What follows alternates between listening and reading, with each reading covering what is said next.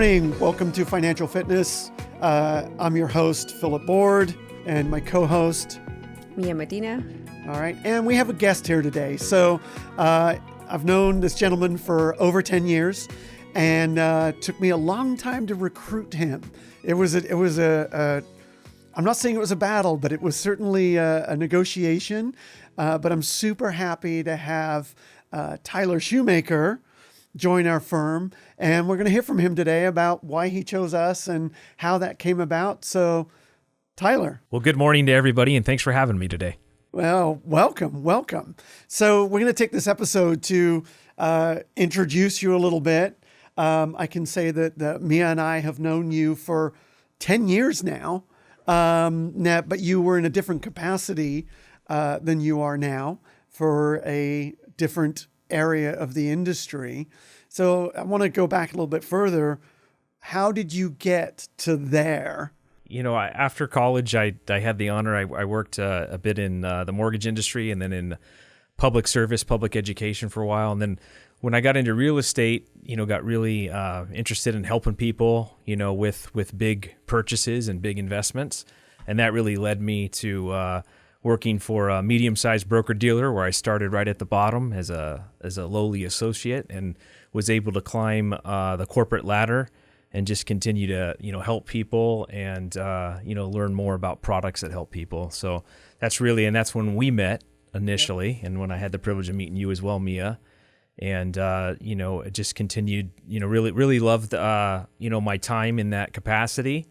And then, looking for life after over a decade of working for that firm, I decided, I really have a passion for clients and wanted to go out and help. And so I actually went to work, which is something that I wanted to do. I didn't know if it would be a long-term decision or a short-term, but wanted to work for, something that was a large-scale global entity.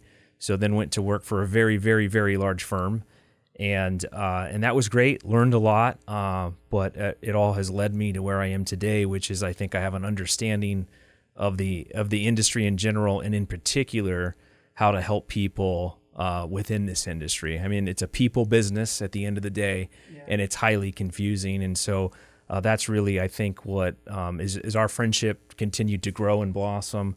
That made me so excited to take a look at the entity that I'm now part of, which is your entity. Yeah, so. Well, thank you. And I got to tell you, it was not easy to have him come join us. He was there was a courtship. It took several months, but we're super glad to have you join us. So part of his role is, if you've watched a prior episode, Tony Nori.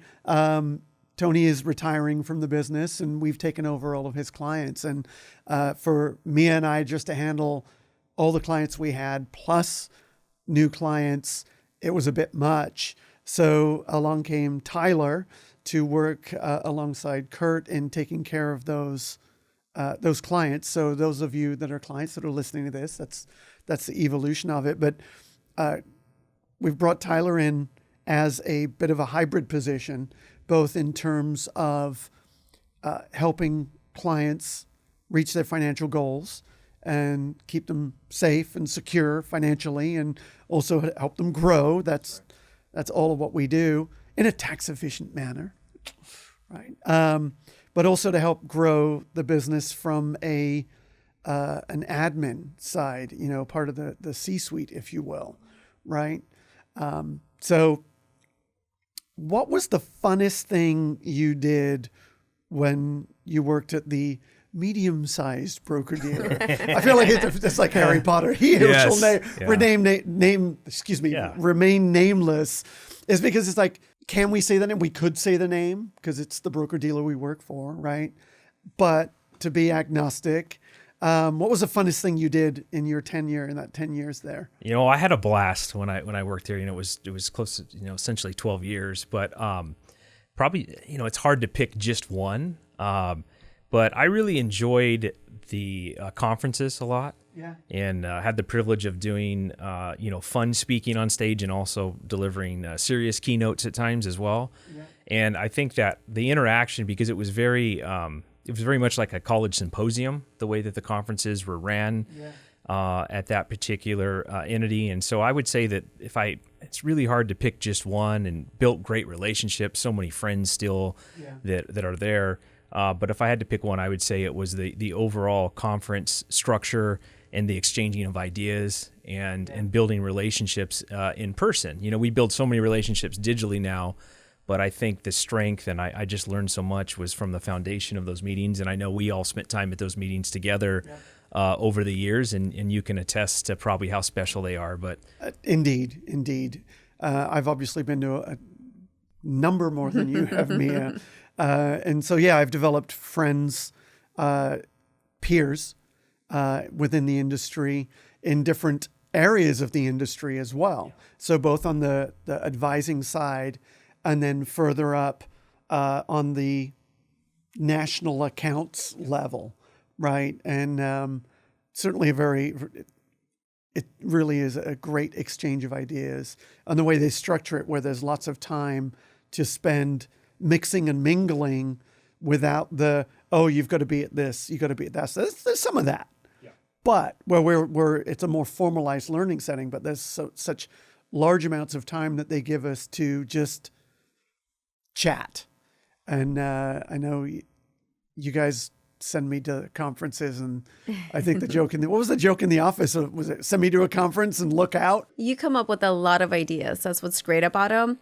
Sometimes, we got to kind of like pick the ones we're going to use, because sometimes it's a lot, and I think what I liked about me starting to go with them is that I could hear the same conversations, the same conferences that we're going. So the ideas that you're hearing, I'm able to implement with the team, rather than just hearing one person get all the information, but then how do you articulate that to the rest of the and I think office? that's an issue with a lot of advisors. They go and they take their yellow pad and they make pages and pages of notes, and they get back to the office and they put it right there. And it stays there until they go to the next one and they get pages, and then they just put it on top and throw the bottom one out. Right. And I would say that's one of our strengths as a firm is that yellow pad never actually existed. Not to the degree that it sat there.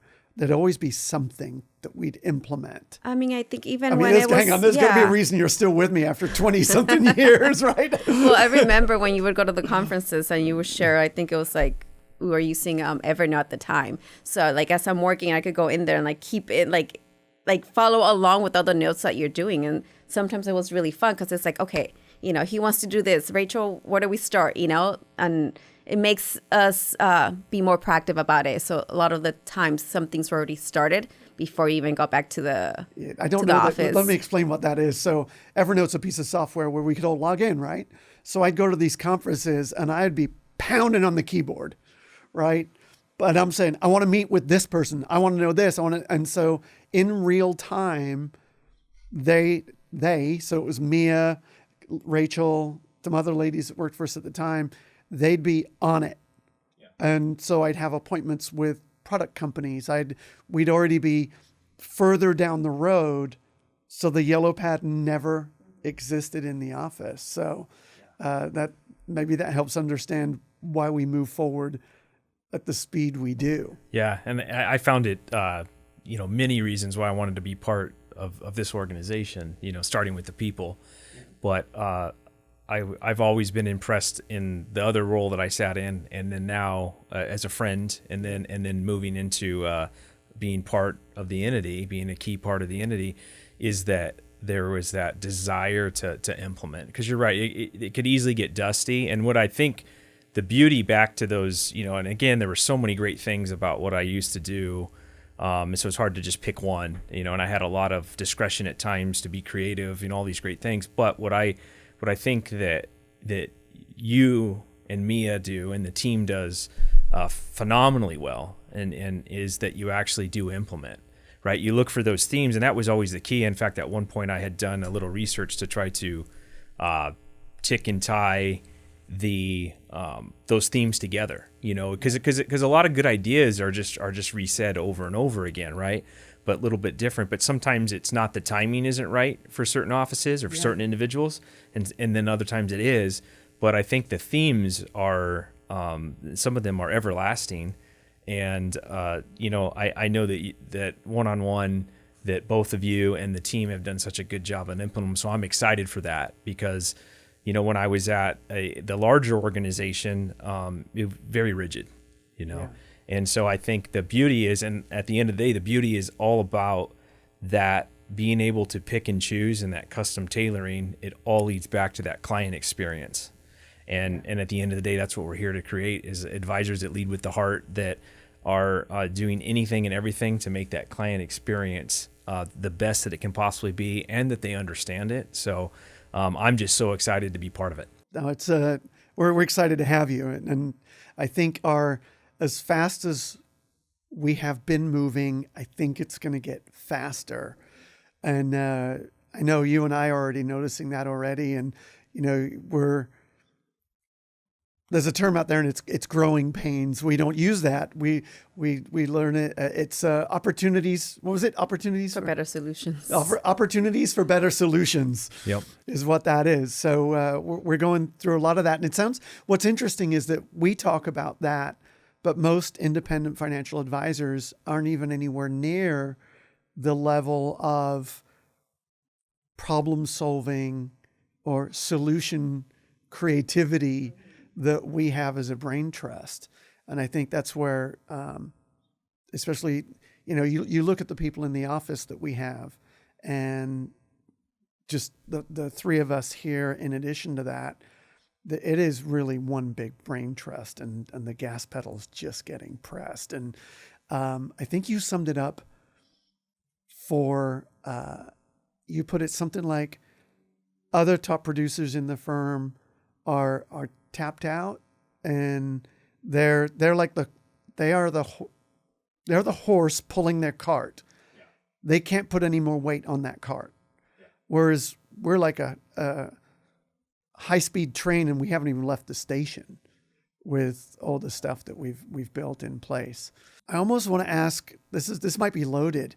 Did you see any horror stories with advisors in your tenure at the broker? Because you were just mentioning one of our best hits was account horror stories on the podcast. So it's made me think that, without revealing.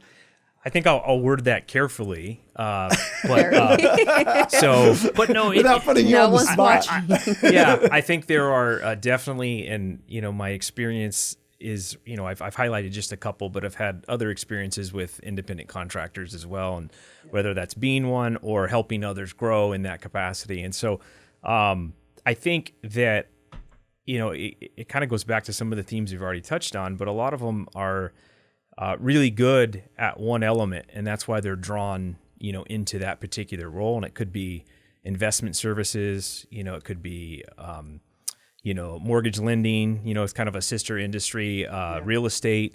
And so a lot of times they're drawn in because they're very good with one element to it. But then, you really have to be a small business owner. And a lot of them don't understand, from HR to finance to legal, not that you're going to have a department of that or even an individual, but you have to think about, those capacities.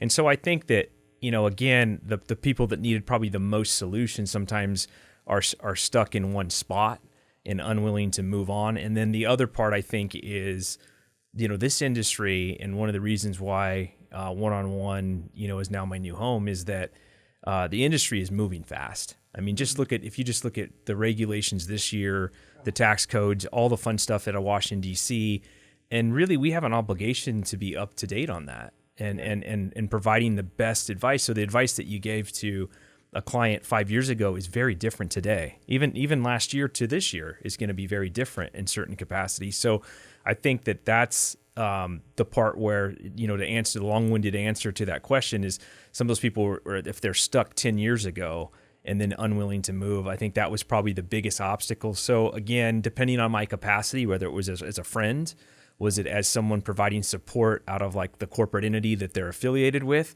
or if I was part of that, as an independent contractor, it was really providing that encouragement and then helping them understand where their strengths were. And it goes back to what you mentioned about full capacity.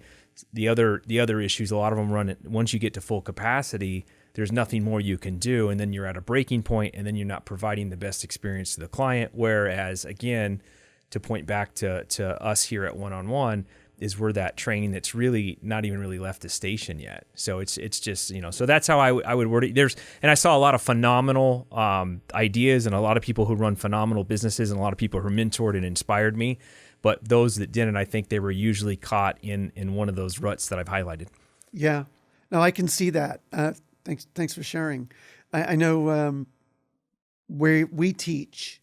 So one conference a year at the BD that we're at. It's producers teaching producers. Yes. And we've been doing that for probably 7 years now. And I've morphed into it started with technology and the technology we use, but I think that ended up being a little advanced for a lot of the group. Sure. And now I've had the privilege of taking over one that was one of the founding reps, I think, taught building the winning team. And we've been teaching that for a while, which is kind of fun because we keep changing it. And you think to yourself, well, what's changed in building the winning team?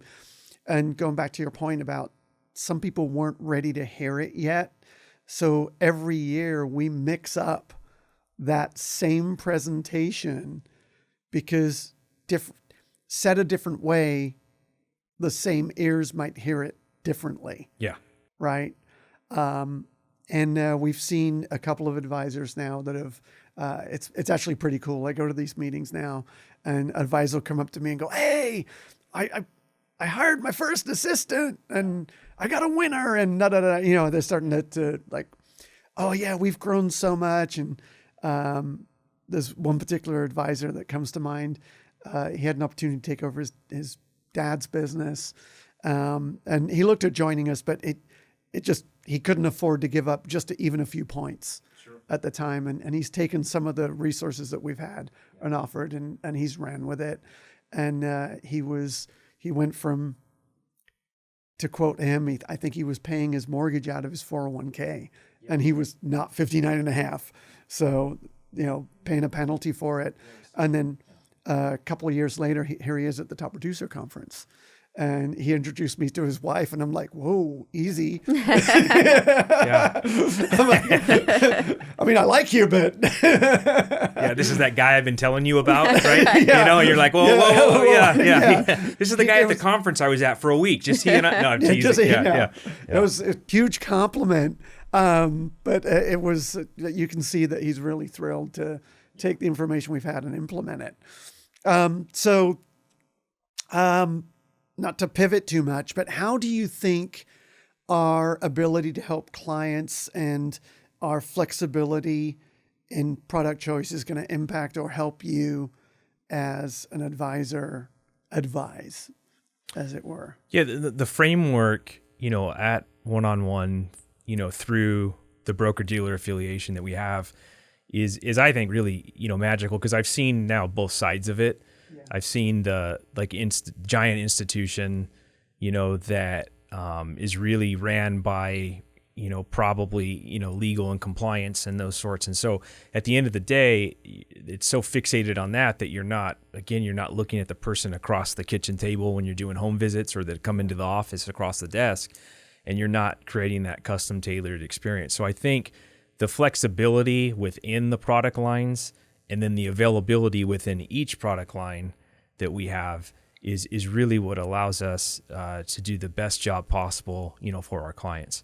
And so that I was definitely drawn to that fabric and that quilt, so to speak. And honestly, after doing it a couple of different ways, for me, as someone who leads with their heart with the clients, it's like when it's the best, then you want to be part of it and you want to make sure you're able to offer it. So that's how I'd answer that. And just, again, it goes back to a culture that isn't scared to continue to get better through technology, through product enhancements. Again, in this business, I think it's easy sometimes for advisors to get very, very stuck in one way, and then provide just the same cookie cutter to everybody. And I know that ours is roll up your sleeves. Let's make a custom meal for you today that's going to make sense. And we're going to keep modifying the ingredients as time goes on. It's really magical. Yeah. Thank you, Tyler. And we do have some unsung heroes at our firm, and it's our service team. Because without them, we would not be able to service the clients and do the things we do for our clients. And so I want to give a shout out to Danielle and Jackie and Teresa, and of course, Cassandra, the fearless leader. I want to thank you for doing everything you do, because they really make us look good.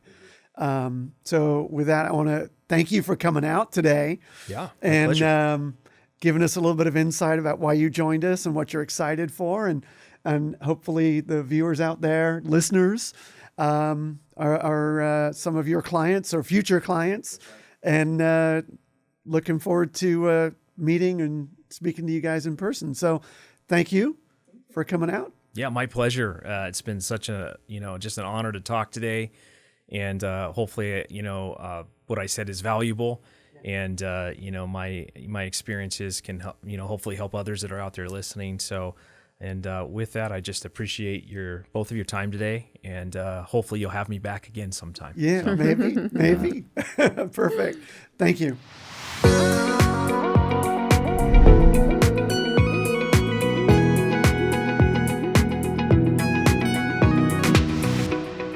If you like today's episode, don't forget to like and subscribe. We're on all of the streaming platforms. Wherever you listen to your podcasts or watch them, we're on there. Check in, and if you've got some questions, we'll make sure that we address them so that in a future episode, we'll be talking to you. Thank you.